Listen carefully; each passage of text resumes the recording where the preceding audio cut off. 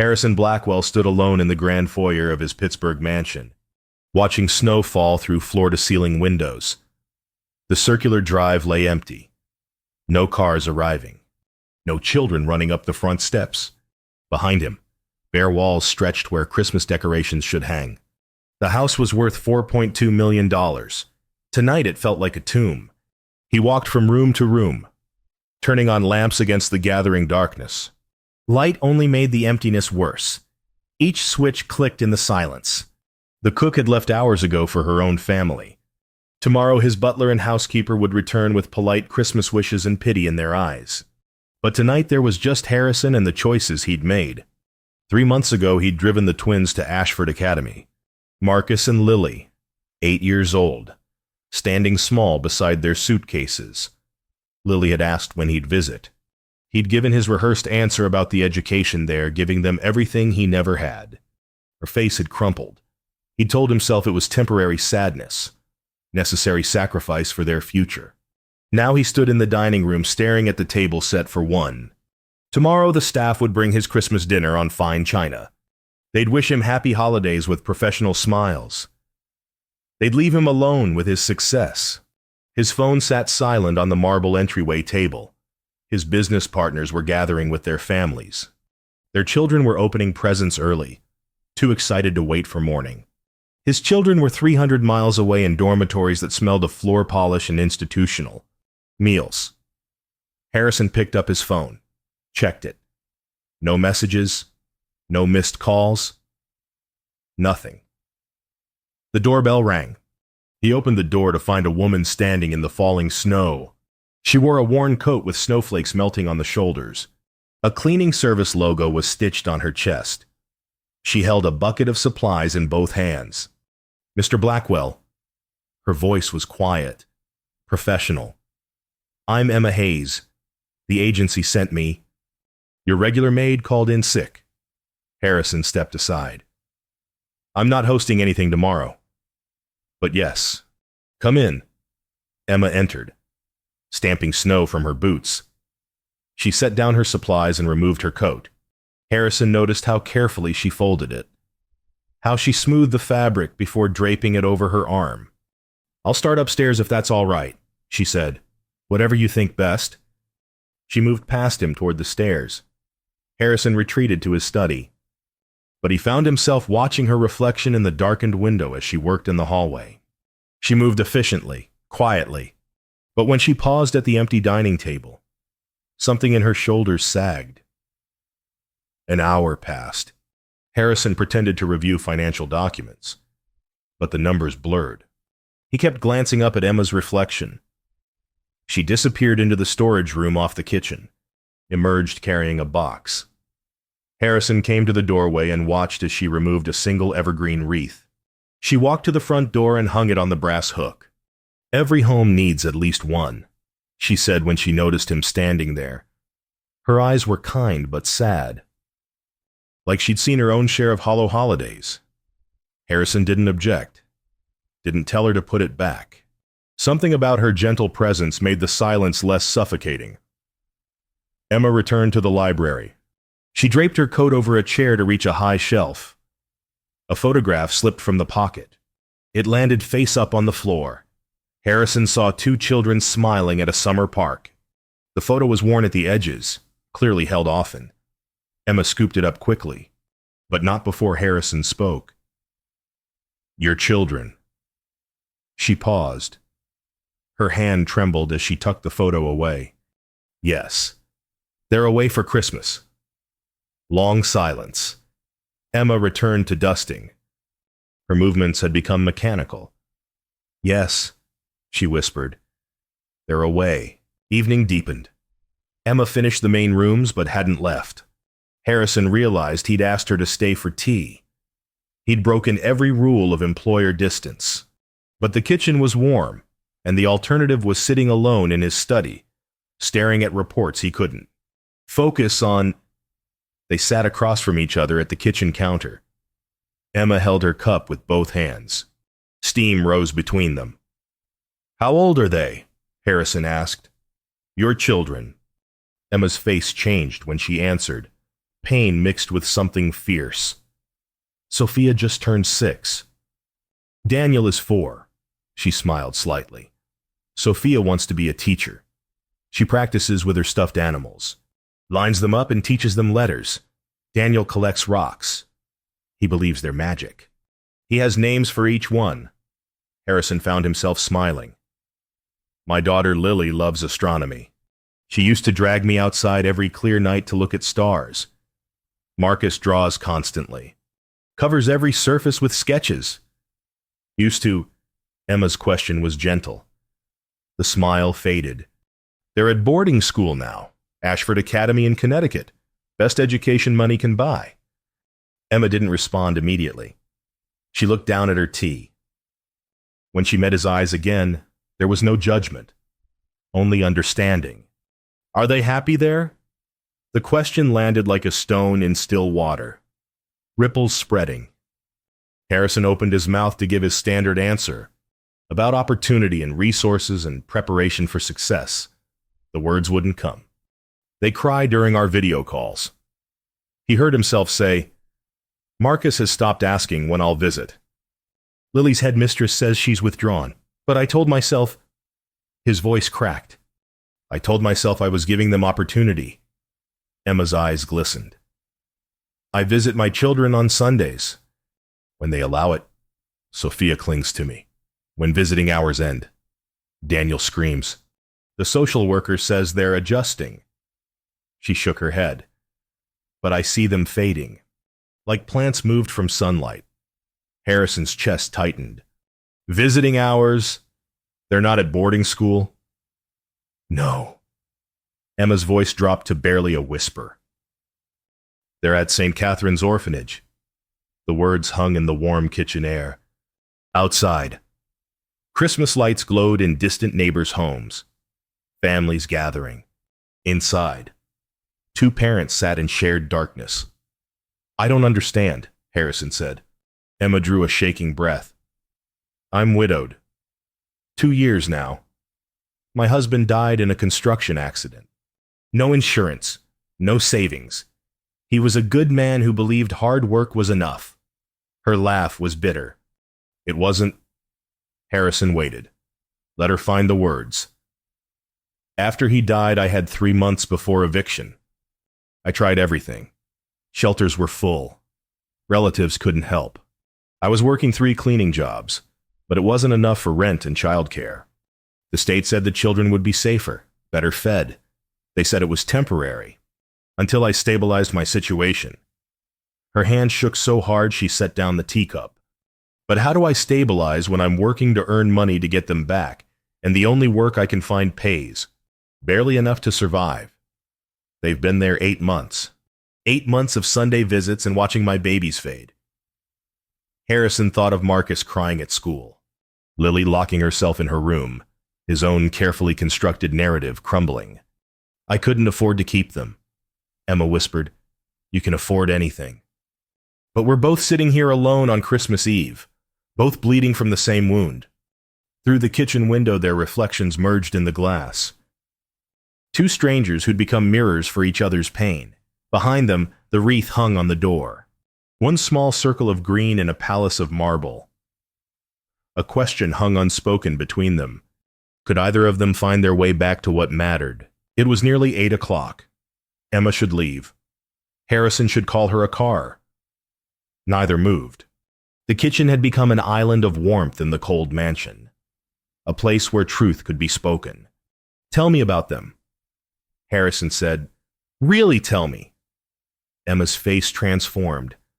Sophia has this laugh, loud and unashamed. She laughs at everything. Bad jokes, silly faces. She makes friends wherever she goes. The smile faded. Or she did. Now when I visit, she's quiet, careful, like she's afraid of taking up too much space. Daniel still has his rocks. I bring him new ones when I can, smooth river stones. He examines each one like it's treasure, studies it in the light, tells me what powers it has. Protection, courage, love. Her voice broke. He gave me 1 last month. Said it would help me not be sad. Harrison felt something crack in his chest. He thought of Lily's face on their last video call, how she'd said everything was fine, how her eyes had told the truth her words couldn't. Marcus used to draw me, Harrison said. Little stick figures labeled Papa. Always smiling. Always together. He hasn't drawn in weeks, according to his art teacher. She says he's lost interest. Has he lost interest? Emma asked gently. Or has he lost hope? The question cut clean through. Harrison stood abruptly, walked to the window, pressed his palms against the cold glass. I should let you get home. I'll call a car. I have nowhere to go, Emma said quietly. Harrison turned. I rent a room in a boarding house. No guests allowed, especially on holidays. I'll manage. I always do. Harrison recognized the pride in her voice, the same mask he wore. Success or survival. It looked the same from inside. Both of them pretending they were fine. Both of them drowning. Stay, he said. Please. I have more food than one person could eat. You shouldn't travel in this storm. Emma hesitated, then nodded. They ate cold chicken and bread at the kitchen counter. The mansion's formal dining room sat empty with its table set for one. But this felt right. This felt like Christmas in ways Harrison had forgotten. His father's kitchen. Simple meals. Presents instead of presentation. My father was a coal miner, Harrison said. Died at 47. Black lung. He wanted me to have better. I worked 3 jobs to put myself through college. Built my career from nothing. He looked at his hands. When the twins were born, I swore they'd never struggle like I did. They'd have every advantage. Every opportunity. And you gave them everything except what they needed. Emma said, not cruel. Just honest. Yes. They sat in silence. Snow piled deeper outside. Inside. 2 people stopped pretending. My husband died the week after Daniel's 2nd birthday. Emma said, that morning he kissed me goodbye. Said he'd bring home dinner. Chinese food. Daniel's favorite. She closed her eyes. The foreman called at 3. Scaffolding collapsed. They said he didn't suffer. They always say that. The bills came fast. Hospital. Funeral. Rent. I sold everything we owned. It wasn't enough. The day I signed the papers to place Sophia and Daniel in care. We went to the park. This park near our apartment. I took their picture. She pulled out the worn photograph. See Daniel's smile he didn't know yet. He was happy. Harrison looked at the photo. Saw his own children in those faces. Innocents trusting parents to protect them. Even when parents were drowning. He pulled out his phone. Showed Emma the last video call with Lily. She said everything was fine. That she was learning lots. But her eyes. I know. Emma whispered. I know those eyes. Through the window, Christmas lights glowed in distant homes. But here in the kitchen, 2 people had stopped lying to themselves. About success. About sacrifice. About what love actually required. Harrison noticed the grandfather clock in the hallway. Its hands frozen at 3:17. When did it stop? Emma asked. Harrison stared at it. The day I drove them to school. I haven't wound it since. Emma crossed the room. Touched the silent clock face. Maybe it's waiting for you to start again. Neither of them slept. They talked until the night bled into gray dawn. About childhoods and choices. About the moment everything changed. About the years of pretending they were doing the right thing while knowing deep down they weren't. At 5 a.m, Harrison made coffee. His hands shook as he poured. Emma sat at the counter wrapped in a blanket he'd brought her. The kitchen windows showed a world buried in fresh snow. I have to leave soon. Emma said, my Sunday visit is at 10. Harrison checked his watch. That's 5 hours from now. It's a 2-hour bus ride each way. I need to allow extra time in this weather. You take the bus every week, every Sunday for 8 months. Rain or shine or snow? Emma's voice was steady, matter of fact. Missing a visit would break Daniel's heart. He counts days. Harrison thought about his monthly drives to Ashford Academy. His twice-weekly video calls scheduled around board meetings. He'd thought he was being a good father. Present enough, involved enough. Emma stood, started gathering her things. I saved $47 over the past 2 months for their presents. A doll for Sophia. A toy truck for Daniel. She smiled. Not much, but I need them to know I'm trying. Harrison pulled out his wallet. Emma's hand shot up. No, thank you, but no. I won't take charity. I've kept my dignity through everything else. I won't lose it now. He understood. Put the wallet away. Respected her too much to push. Let me at least call you a car to the bus station. I can manage.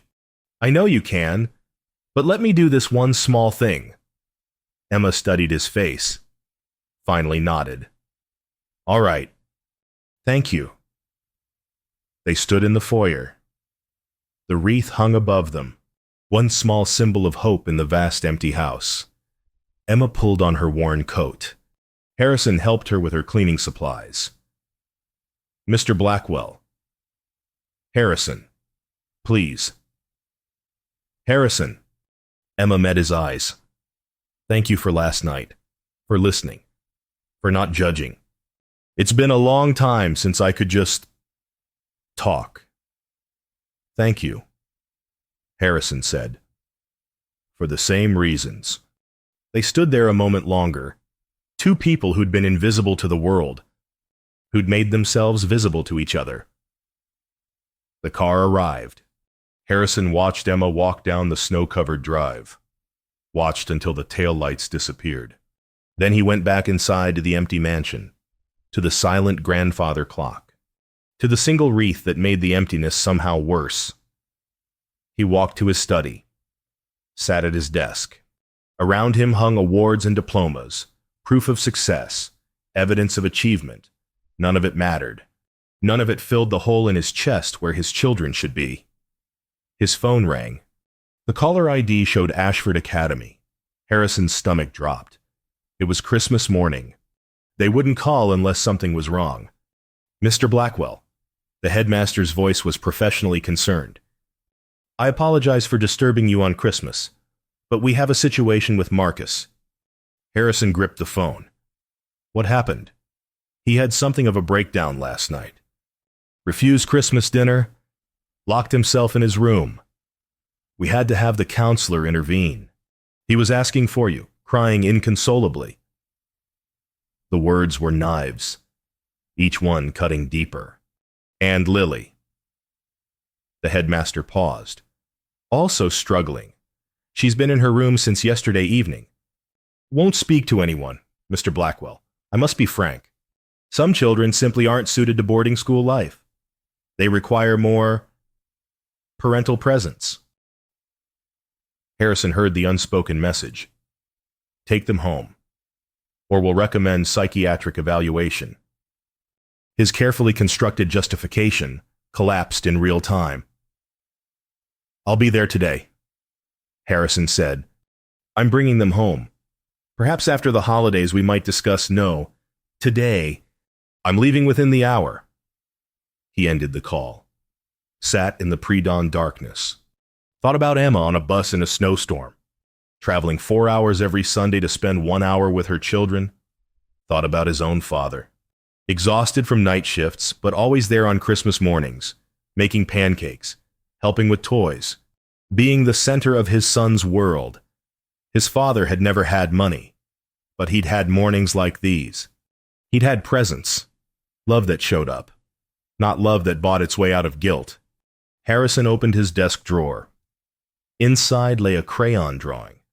Lily had made it weeks before boarding school. Stick figures labeled Papa, Marcus, Lily, a crooked sun labeled Family. Underneath, in careful child handwriting, I love our family. Not I love boarding school. Not I love being away. Just family. Harrison stood, walked to the grandfather clock. It had stopped at 3:17, the exact moment he'd returned home after dropping his children at school, the moment time itself had protested his choice. He opened the glass case, wound the mechanism. The gears clicked, the pendulum swung, the clock chimed 5:47. Time starting again. Harrison picked up his phone, made 2 calls. The first call was to Ashford Academy's headmaster. "I'm withdrawing Marcus and Lily immediately. I'll be there by noon to collect them." "Mr. Blackwell, perhaps we should discuss this after the holiday. Many parents experience temporary—" "This isn't temporary. My children are miserable. I've been blind to it. But I see it now. They're coming home today." Surprise in the headmaster's voice. "Very well. I'll have their belongings prepared." The second call took longer. Harrison reached the emergency line at St. Catherine's orphanage, explained who he was, what he wanted to do. The social worker was skeptical at first, then resistant, then curious. "Ms. Hayes' situation hasn't changed according to our files," she said. "It has as of this morning. I'm offering her employment, household manager position. $65,000 annually plus housing in my home, a 3-bedroom suite, health insurance included. Her children would live with her. Full stability." Silence on the line. "Mr. Blackwell, we don't typically make placements this quickly. I understand. But these are unusual circumstances. I have resources. Lawyers who can expedite paperwork. References that will satisfy any background concerns. I'm not asking you to bend rules. I'm asking you to help a good mother who's been fighting to get her children back for 8 months. More silence. Then, you'd need to provide documentation, employment contract, proof of housing. Character references? I'll have everything to you by this afternoon. My lawyer will handle the details." "Mr. Blackwell." The social worker's voice softened. "Why are you doing this?" Harrison looked at the wreath Emma had hung, at the clock now ticking, at the drawing of his children and the word family in crayon. "Because someone showed me what I'd become, and I have a chance to do one thing right. To help someone who deserves better than what the world has given her. To give my own children a real home instead of an empty palace." He ended the call. Started making others. His lawyer first, then his driver, then Emma. She answered on the 4th ring. Background noise at the bus station. "Don't get on that bus," Harrison said. Who is Harrison?" "Don't get on that bus. I'm sending my car. We're going to St. Catherine's together, and we're bringing your children home. Today." "I don't understand. What are you—" "Call me Harrison, and I'm done letting good people suffer alone. You need help. I need purpose. My children need a family. Yours deserve their mother. So let's fix this." Silence. Then Emma's voice. Careful. Afraid to hope. "Mr. Black Harrison, you can't just—" "Yes, I can. I have resources I've wasted on the wrong things. Let me use them for something that matters. Please. Trust me." Another long pause. "Where are you sending the car?" "Stay at the bus station. 20 minutes. Harrison called his lawyer next. Explained what he needed. The lawyer asked questions. Harrison answered them. Within an hour, contracts were being drafted, references contacted, documentation assembled. By 10 o'clock, Harrison's driver pulled up to the bus station. Emma climbed in beside Harrison. She looked overwhelmed, uncertain. But underneath the fear was something else. Something that looked like hope trying not to die. "You really mean this?" she asked. "Every word." "Why?" Harrison thought about his father. About coal dust and early graves. About love that showed up even when exhausted. "Because my father taught me what matters. And I forgot. You reminded me. Let me do this one thing right." They drove through snow-covered streets. Emma sat rigid, hands clasped tight. "I don't know what to say." "Say you'll let me help. Say you'll accept a job that pays fairly for work you already do. Say you'll live in rooms I'm not using while your children grow up safe and loved. That's not charity. That's basic human decency. Emma's eyes filled. What about your children? I'm driving to Connecticut after we get yours. Bringing Marcus and Lily home too. This house needs to be filled with life. With children. With family. Real family.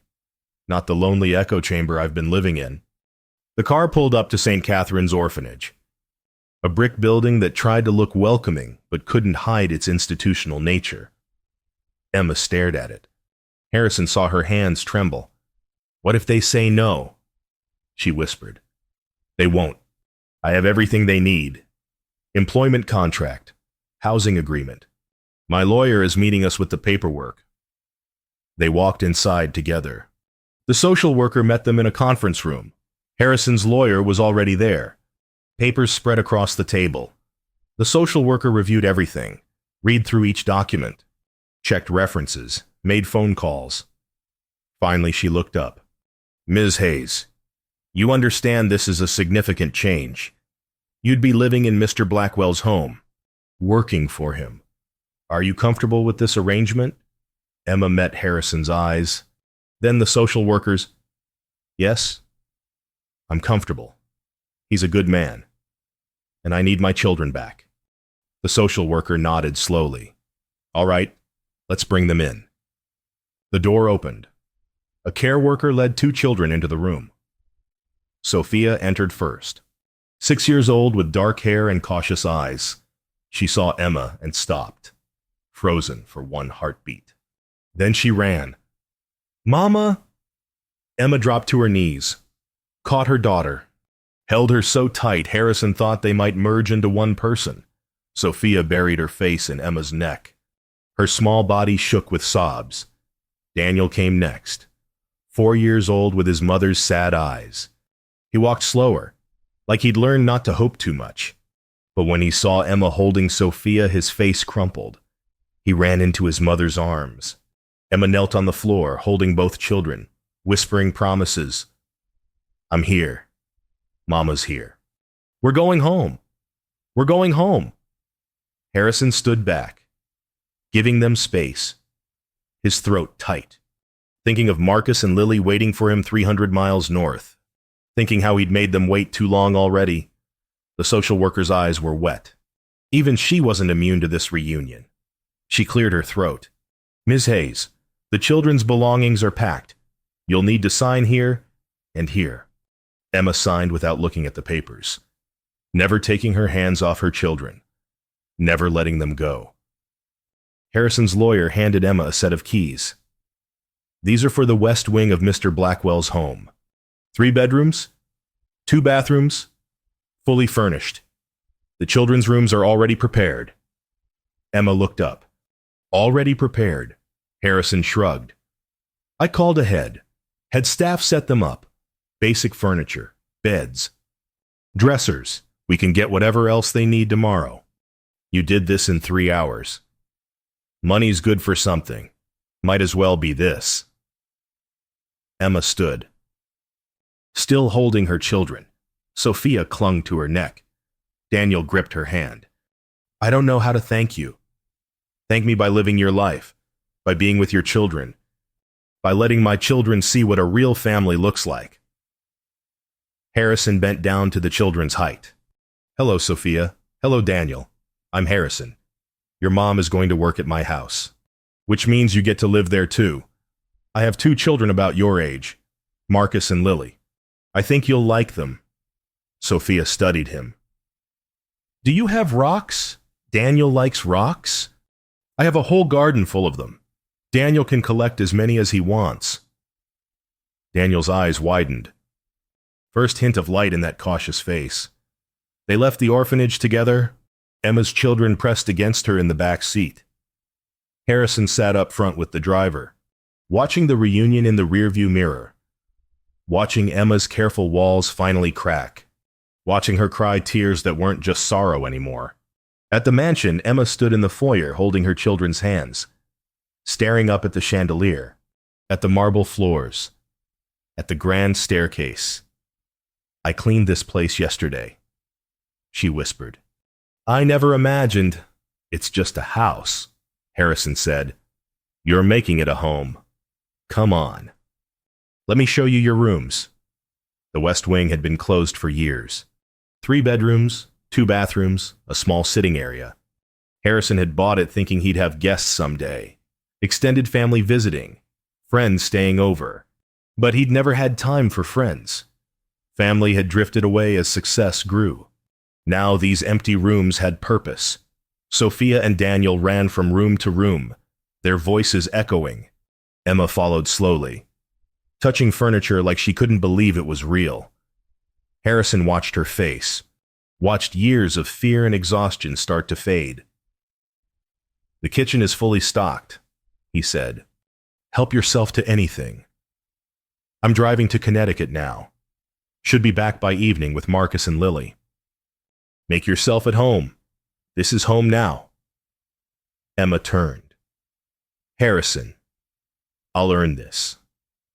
I promise. I'll work hard. I know you will. You've worked hard your whole life. Now work for something better. For your children. For yourself. For all of us. He left them there. Emma and her children, beginning to breathe again. The drive to Connecticut took 4 hours through heavy snow. Harrison drove himself. Needed the time to think. To prepare for what he'd say to Marcus and Lily. How he'd explain that he'd been wrong. That he'd confused providing with parenting. That he was bringing them home where they belonged. Ashford Academy sat on pristine grounds behind iron gates. Expensive cars lined the circular drive. Other parents collecting children for the holiday. Everyone polite. Everyone perfect. Everyone pretending their children were thriving. The headmaster met Harrison in the main hall. Mr. Blackwell, Marcus and Lily are in the guest room, packed and ready. How are they? The headmaster shifted. Marcus is quiet. Lily. She hasn't spoken since yesterday. Harrison's chest tightened. Take me to them. They walked down a hall that smelled of floor polish and old money. Everything gleaming. Everything cold. The headmaster knocked on a door. Marcus, Lily, your father is here. The door opened. Marcus stood there. 8 years old and looking smaller than Harrison remembered. His eyes were red. His clothes rumpled. He stared at Harrison without expression.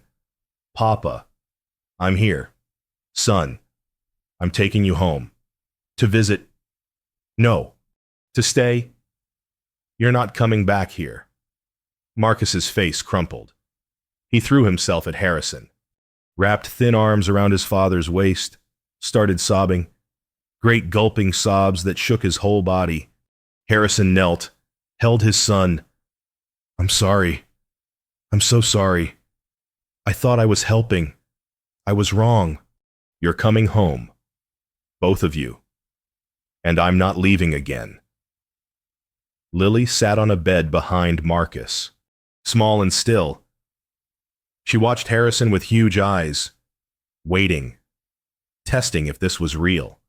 Harrison opened his arms. Lilybug, come here. She didn't move, just stared. Harrison saw the wound in her eyes, the trust he'd broken. I know I hurt you, he said. I know I left you here when you needed me. I told myself it was for your future, but you needed me now. And I wasn't there. I'm here now. And I'm not leaving. Lily's lips trembled. Promise. I promise. Cross my heart. You're coming home. And home is going to be different. Better. Full. We're going to build something real together. She stood, walked slowly toward him, stopped just out of reach. What if you change your mind? The question broke him. I won't. Never again. I learned something last night from someone very brave. She taught me that children don't need perfect education or expensive things. They need parents who show up, who stay, who are there when they're scared or sad or happy. I'm going to be that parent, starting right now. Lily studied his face, searching for lies, finding only truth. She stepped forward. Let Harrison pull her close, her small body rigid at first, then slowly relaxing. Okay, Papa, she whispered. I'll try to believe you. That's all I ask. Just give me a chance to prove it. They collected the children's belongings, signed the withdrawal papers. The headmaster made one last attempt to convince Harrison he was making a mistake. Harrison ignored him, walked out with Marcus holding one hand and Lily the other. The drive home took longer. Lily fell asleep against Marcus's shoulder. Marcus stared out the window watching snowfall, silent but present. Where exactly are we going? Marcus asked finally. Harrison glanced in the mirror. Home. Our house in Pittsburgh. But it's going to be different. There's a woman named Emma. She works for us now. She has 2 children. Sophia is 6. Daniel is 4. They're going to be living with us. Marcus frowned. Living with us. Yes, in the West Wing. Emma's been through hard times. Her children were taken from her. I helped get them back. Now we're all going to live together. Be a kind of extended family. Are you going to marry her? The question caught Harrison off guard. No, nothing like that. She's a friend, someone who needed help, someone who helped me see clearly. We're just helping each other, being there for each other. Marcus nodded slowly. Will they like us? I think so. Will you like them? I don't know. Maybe, if they're nice. They are. Daniel collects rocks. Sophia likes to teach. She lines up stuffed animals and teaches them letters. Lily stirred. I could show Daniel stars, if he wants. Harrison smiled. I think he'd love that. They pulled into the circular drive as the sun set. The mansion glowed with warm light. Every window illuminated. The wreath hung on the door. But something was different. The house felt alive. They walked inside, heard voices from the kitchen, children's laughter, Emma's gentle scolding, the smell of cookies baking. Marcus and Lily stopped in the foyer, listening. Lily looked up at Harrison. It sounds happy. It is happy. Come on, let's go meet our new family. They found Emma in the kitchen with Sophia and Daniel. Flour dusted the counter. Cookies cooled on racks. Sophia was telling Daniel a story while Emma wiped chocolate from his face. Emma looked up, saw Harrison, smiled, then noticed the children behind him. You must be Marcus and Lily, she said gently. I'm Emma. This is Sophia and Daniel. We're making cookies. Would you like to help with the next batch? Marcus and Lily stood frozen, shy, uncertain. Daniel peeked around his mother's legs, studying these new children. Sophia was braver. She hopped down from her stool, walked right up to Marcus. Hi, I'm 6. How old are you? 8. That's very old. Do you like cookies? Yes. Good. Mama makes the best cookies. Better than the orphanage. Better than anywhere. She grabbed his hand. Come help. You can stir. Marcus let himself be pulled forward. Lily followed slowly. Emma made space at the counter.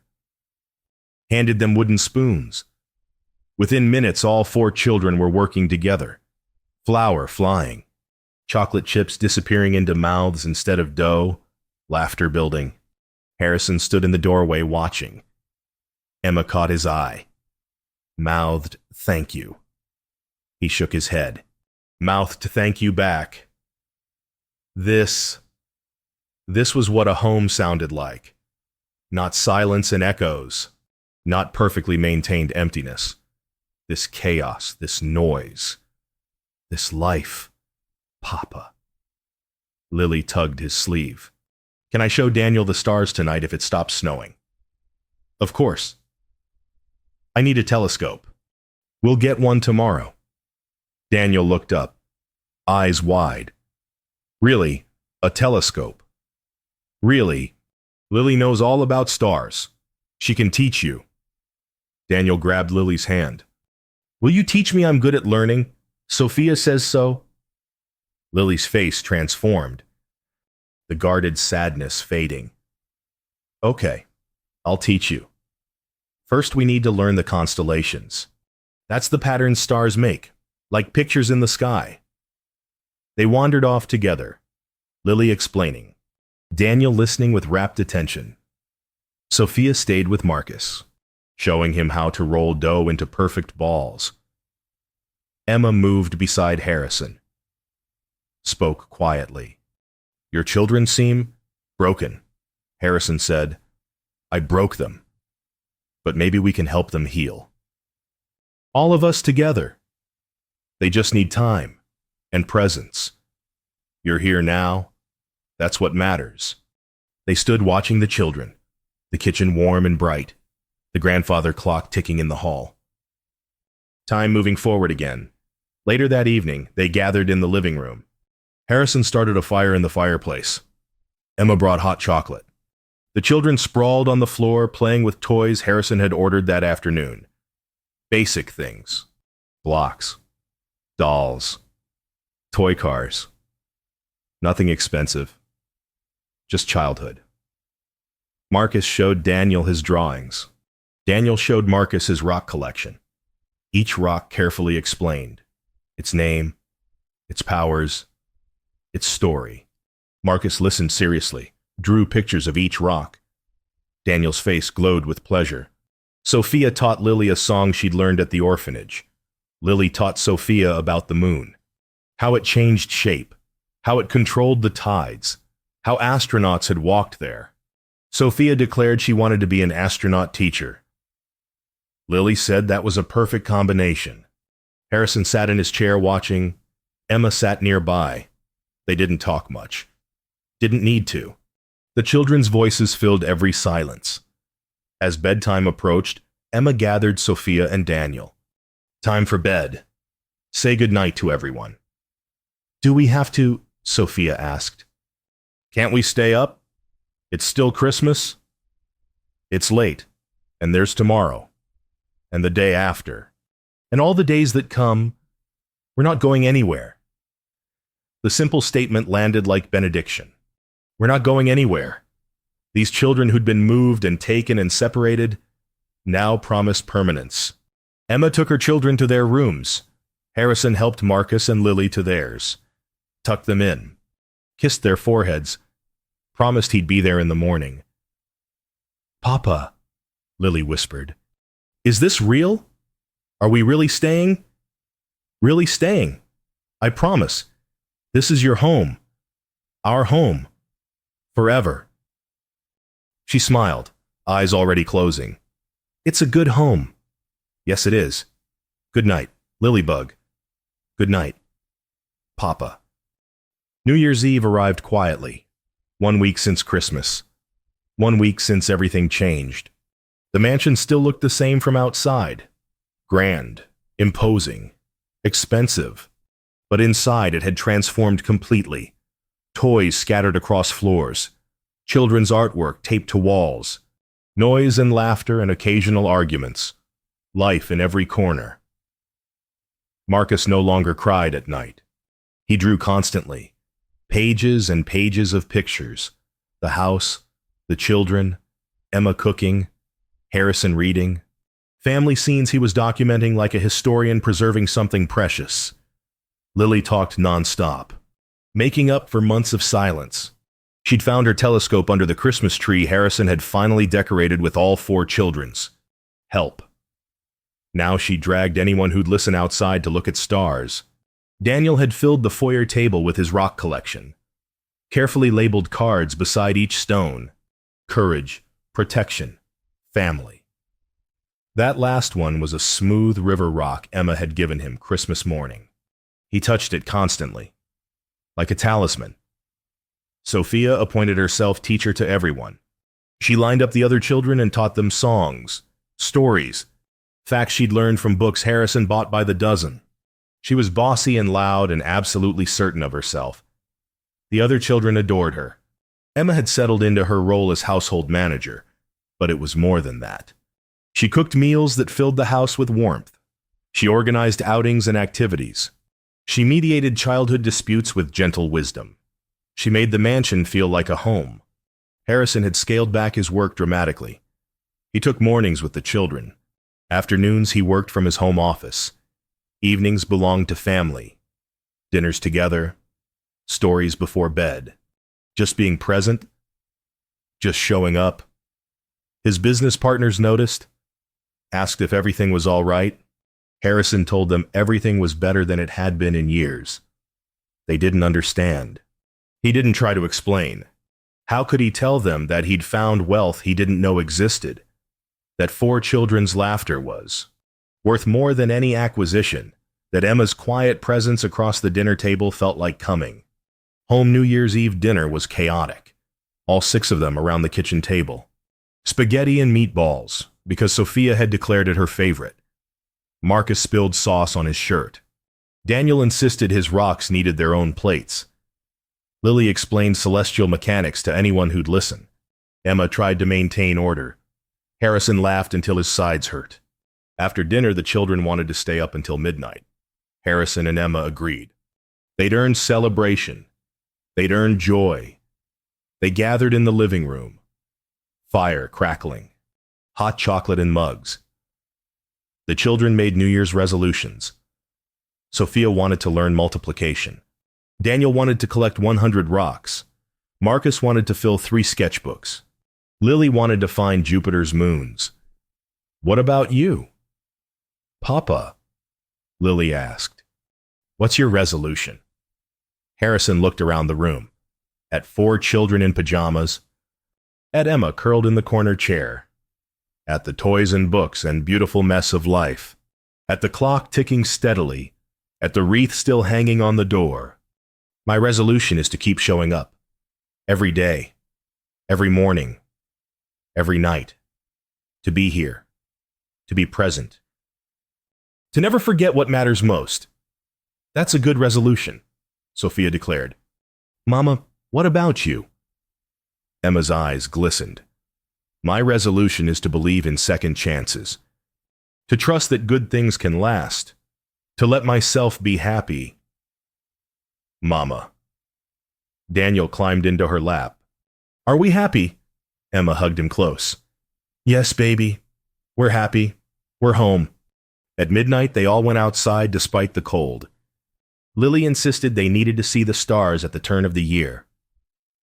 They stood in the snow-covered yard, breath fogging, looking up at the clear winter sky. There, Lily pointed. That's Orion, the hunter. See the 3 stars in his belt. The children craned their necks, following her finger. Harrison stood behind them, Emma beside him, their shoulders touching. Thank you, Emma whispered, for all of this, for my children, for your kindness, for showing me that good people still exist. Thank you, Harrison answered, for reminding me what I'd become, for showing me the way back, for helping me build something real. We built it together. Yes, we did. Inside, the grandfather clock chimed midnight. The new year beginning. The old year released. They stood together in the snow. 6 people who'd been alone, who'd been broken, who'd found each other and built something new. Sophia started singing, off-key but joyful. Daniel joined. Then Marcus, then Lily, finally Emma and Harrison. 6 voices under winter stars, welcoming the year ahead. When they went back inside, the house wrapped around them like a blessing, warm and full and alive. The wreath still hung on the door. Emma had insisted on keeping it until spring. It's our first decoration, she'd said. The one that started everything. Harrison agreed. That wreath mattered. One small circle of hope. Placed by a woman who'd lost everything but kept bringing beauty to empty places. Who'd hung it on a millionaire's door never knowing it would change both their lives. He stood at the window later that night after the children finally slept. Emma came to stand beside him. They watched the snow fall, covering everything, making the world clean and new. "What are you thinking?" Emma asked. "That a week ago I was alone in this house, surrounded by everything I thought mattered, and I had nothing. And now I have everything that actually matters." He gestured toward the bedrooms upstairs. 4 children sleeping safe, a friend I can trust, a home filled with life instead of echoes, purpose instead of achievement, connection instead of success. Do you miss it? The old life. Harrison thought about it, about board meetings and acquisitions, about quarterly reports and profit margins, about the respect of colleagues and the fear of competitors, about everything he'd built and everything he'd sacrificed to build it. "No," he said finally. "I don't miss it at all. That life was about proving something. To my father's memory, to the world, to myself. This life is about living something, about being present, about love that shows up." Emma smiled. "Your father would be proud. I think he would. Not of the money or the success, but of this, of choosing what matters, of being here, of building a home instead of a monument." They stood together in comfortable silence. Outside, snow continued falling. Inside, warmth and peace and the sound of the clock ticking, time moving forward, carrying them all toward tomorrow. Emma yawned. "I should sleep. Tomorrow Sophia wants to reorganize the entire bookshelf by color. It will take hours. Good night." "Emma." "Good night, Harrison." She walked away toward her wing of the house, her children sleeping safe in rooms that belonged to them now.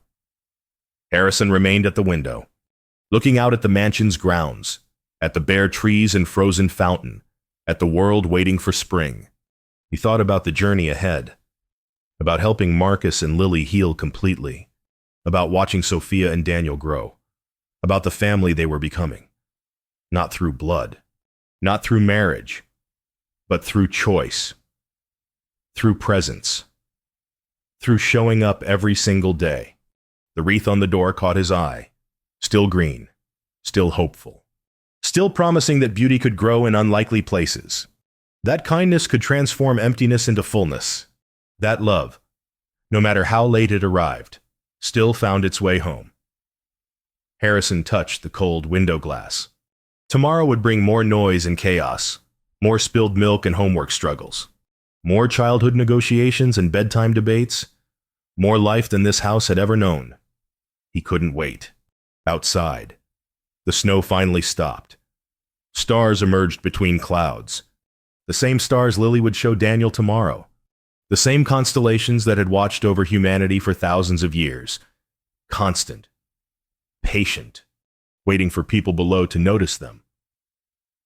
Harrison turned from the window, walked through his home, past toys and books, past the clock ticking steadily, past the kitchen still warm from dinner, past everything that mattered.